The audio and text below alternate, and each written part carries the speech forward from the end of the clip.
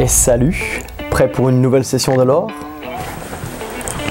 Aujourd'hui, on va parler de l'origine des Kill Team. Et je suis sûr que la plupart d'entre vous l'ignorent.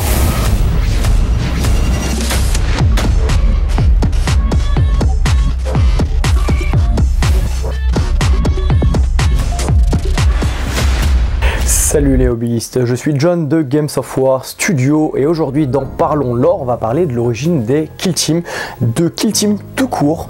Et pour la plupart d'entre vous, je suis certain que vous l'ignorez, surtout si vous n'êtes pas joueur de l'hérésie d'Horus, parce que l'origine profonde des Kill Team se trouve dans l'hérésie d'Horus et plus particulièrement dans une doctrine d'une légion, l'Alpha Légion. Donc à la base, on trouve ça dans l'hérésie d'Horus, donc dans les bouquins Liber Astartes ou Hereticus, mais la grande particularité, ce qui a vraiment donné naissance à la Kill Team telle qu'on la connaît aujourd'hui, ça sera dans le bouquin Hereticus, on en parle juste après. Et donc on trouve ça dans ce bouquin sous le nom d'escouade traqueuse de Légion. C'était traduit par traqueuse, c'est Headhunter à l'origine, ou Kill Team aussi dans les versions anglaises anciennes. Attaque rapide, donc c'est une attaque rapide. À la base, on est sur 4 traqueurs de Légion et un sergent traqueur de Légion qui sont dotés de pas mal de matériel. Ils sont tireurs de précision, ils ont infiltration, ils sont voués à périr, donc c'est des commandos qui vont aller jusqu'au bout de leur mission, quoi qu'il en coûte. Les escouades traqueuses sont des forces spéciales de Space Marine dont la tâche principale est d'identifier les éléments de l'état-major ennemi. Ces seigneurs de guerre, ces officiers, ces prêtres, ces démagogues, quels qu'ils soient, et de les exécuter d'un bolt bien placé, tandis que la guerre fait rage tout autour. Là d'emblée on voit vraiment que ce sont des toutes petites unités qui ont pour but de cibler en fait les têtes de commandement de l'armée adverse et d'aller les chasser, d'où le terme Headhunter à la base, Kill Team, team équipe, kill pour tuer, Headhunter, chasseur de tête.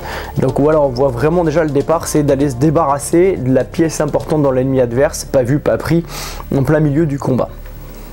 L'Alpha Légion serait la première à avoir cristallisé cette tactique et cette configuration d'escouade qui depuis, et avec la bénédiction de l'empereur, s'est répandue à d'autres légions, bien que sa mise en pratique entre parfois en conflit avec la doctrine de combat de certaines d'entre elles, notamment l'éthique.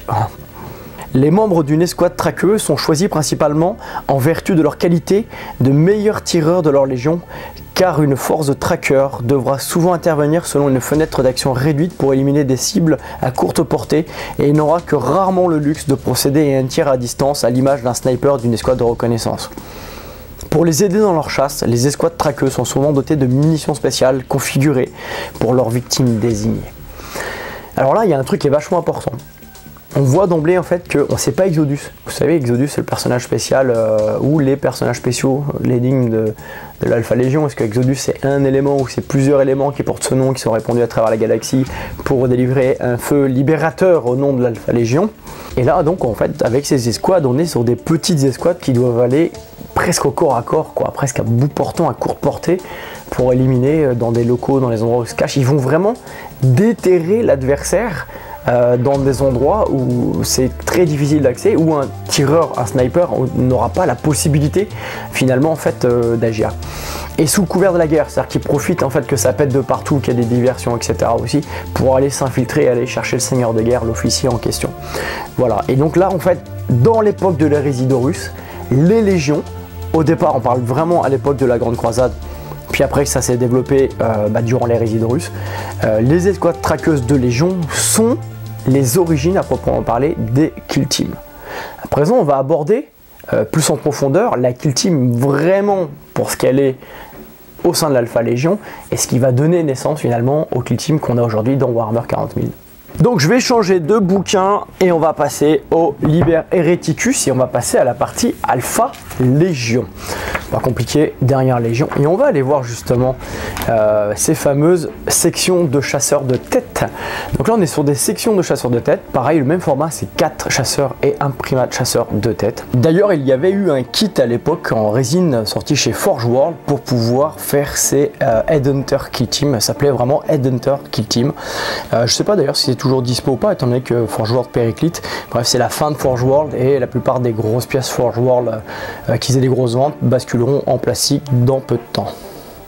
C'est toujours de l'attaque rapide pour l'Alpha Légion, donc l'objectif c'est d'aller frapper vite et fort. Donc, selon les annales de la Grande Croisade, ce fut l'Alpha Légion qui imagina la première le déploiement d'unités de traqueurs de Légion, configuration d'unités que les autres légions adoptèrent peu à peu. Cependant, la Légion ne s'arrêtait pas là et a depuis amélioré ce concept avec les sections de chasseurs de tête. Ces infiltrateurs ont pour tâche de créer les conditions d'un chaos absolu dans les rangs de l'ennemi, semant la confusion en éliminant les officiers clés ou en détruisant les emplacements ou des ressources stratégiques.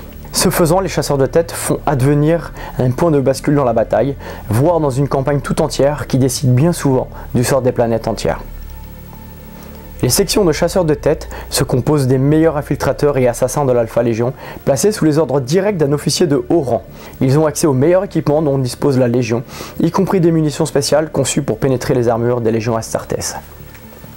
On voit vraiment bien que ce sont des unités qui ont une très grosse importance dans l'Alpha Légion notamment, et que c'est vraiment une marque de fabrique de l'Alpha Légion que d'avoir ces espèces de services à action, d'unités clandestines qui vont aller pouvoir traiter des cibles précises.